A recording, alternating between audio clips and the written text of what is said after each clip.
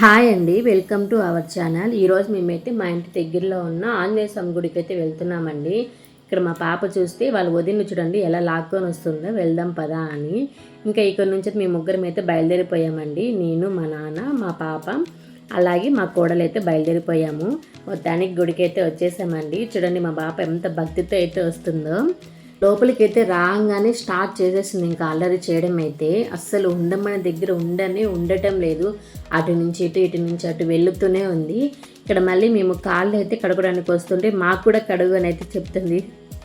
ఇక కాళ్ళు కడుక్కొని అయితే మేము గుడి లోపలికి అయితే వచ్చేసాము. ఇక్కడ ప్రదర్శనలు చేస్తుంటే నేను కూడా చేస్తాను అని చెప్పి మాతో పాటు తిరిగి మొత్తం ప్రదర్శనలు అంతా అయిపోయిన తర్వాత మేము ఇంకా లోపలికి అయితే వెళ్తున్నాము. లోపలికి వెళ్తుంటే ఇక్కడ గజస్తంభం దగ్గర అయితే ఆగి దండం పెట్టుకొని అయితే లోపలికి అయితే వెళ్తుంది.